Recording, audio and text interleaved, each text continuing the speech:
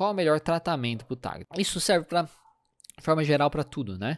A primeira coisa é uma psicoeducação sobre o transtorno ou o problema do paciente. Então, o paciente precisa entender por que ele funciona como ele funciona, ou como ele está funcionando. E entender o funcionamento do paciente e como seus contextos podem estar influenciando de forma negativa nesse problema e transtorno. Então, ele precisa entender muito bem como que as situações que ele se envolve, como seus pensamentos disfuncionais, como os comportamentos disfuncionais dele também, mantêm ele no problema.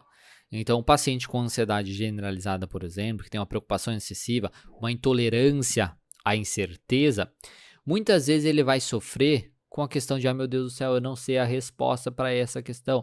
E isso causa essa intolerância à incerteza, faz com que ele não tome muitas decisões na vida dele. Essa dificuldade dele tomar decisões, por exemplo, ou de ficar sempre checando com as outras pessoas se faz sentido, se não faz sentido o que ele está pensando, coisas nesse sentido, isso dificulta os seus relacionamentos, por exemplo, isso dificulta ele andar em direções às suas metas ou ele viver de acordo com os seus valores. E aí, por conta disso, isso causa prejuízos nesse paciente. Então, ele precisa entender como os seus contextos, como os seus pensamentos, como os seus comportamentos mantêm ele no problema dele, tá? Estão fazendo esse esquema de funcionamento aí continuar funcionando e gerando aí combustível, dando alimento para suas crenças disfuncionais.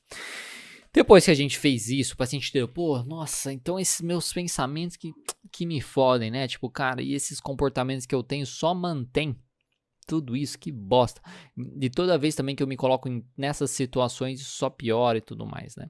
Então você vai entendendo isso, aí ele entende isso, você demonstra para ele, e aí você vai então avaliar os seus pensamentos exagerados, porque lembra que eu falei, a ansiedade, ela trabalha dessa maneira, né, onde os nossos pensamentos exagerados sobre uma situação, sobre a nossa capacidade de uma forma negativa, aí influencia naquilo, né.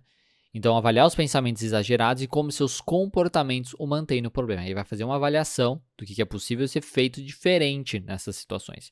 E aí, então, a gente vai ajudar o paciente a não se envolver tanto com suas preocupações, a aumentar a sua tomada de decisão, para que ele tenha aí retornos positivos e aprenda a lidar com os resultados aí negativos. E as técnicas que a gente pode pensar no tratamento de TAG, por exemplo, a coleta de pensamentos e contextos, como eu comentei, né?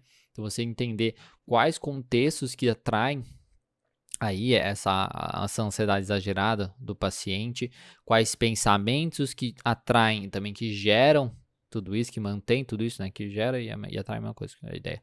Que gera e mantém todo esse problema.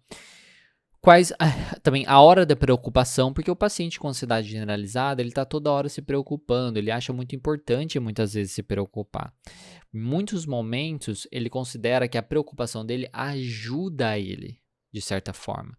Então, ele se preocupa várias vezes durante o dia. Tá? E ter uma questão da hora da preocupação, que é separar um horário específico ali para o paciente parar e se preocupar com aquela situação, isso ajuda bastante nessa questão. Experimentos comportamentais também para tomada de decisão, então a gente precisa fazer experimentos onde ele tome mais decisões na vida dele, para ele ver os benefícios disso, de como tomar mais decisões vai ajudar ele, de certa forma. E o cartão de enfrentamento, onde ele vai então reforçar e lutar contra esses pensamentos, lutar aí contra esses comportamentos disfuncionais e reforçar tudo isso. A Fê Franzoni aqui falou, isso também serve para trabalhar com paciente que tem uma distorção cognitiva sobre suicídio, ver como algo positivo. Também, né, eu não sei, né, porque o suicídio não seria uma preocupação que a pessoa tem, né, então a gente não vai fazer uma hora da preocupação para ela pensar no suicídio, né.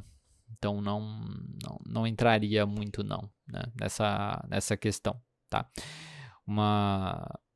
Talvez a gente pode ajudar ele a parar para pensar em resolver problemas, no caso, né? Pensar nos problemas, resolver os problemas, pequenos problemas e tal, mas aí vai depender de cada caso. Certo. E tudo isso também, que eu falei aqui agora, fica mais fácil de ser realizado quando nós temos também muito bem as metas a serem trabalhadas com o paciente. Se eu tenho muito claro a meta do paciente, o objetivo, onde ele quer chegar, quais os valores dele e tudo mais, fica muito mais fácil de eu motivar ele a fazer aquilo e de eu saber o que eu tenho que fazer para ajudar aquele paciente a chegar naquela meta. Porque daí eu tenho a meta do paciente que ele quer, eu quero me relacionar melhor com as pessoas. Poxa, mas esse meu comportamento gerado pelo meu pensamento aí dessa ansiedade exagerada está prejudicando meus relacionamentos com a pessoa. Então, ter muito bem definido essas metas ajuda eu a saber como esses pensamentos, esses comportamentos atrapalham o paciente chegar naquela meta dele ou viver de acordo com os valores que ele gostaria de viver. E eu consigo mostrar isso também para o paciente. E quando ele sabe o que quer na terapia, também fica mais fácil de motivar o paciente aí a fazer o que for preciso para vencer o seu transtorno. E aí, você gostou do conteúdo desse vídeo? Porque se você quiser assistir o conteúdo dessa aula na íntegra, basta acessar o meu canal de lives aqui no YouTube. Você pode encontrar o link na descrição e além dessa aula completa, você vai encontrar também muitas outras aulas para te ajudar na sua prática clínica aí da psicologia. Então clica aí embaixo e eu te vejo lá.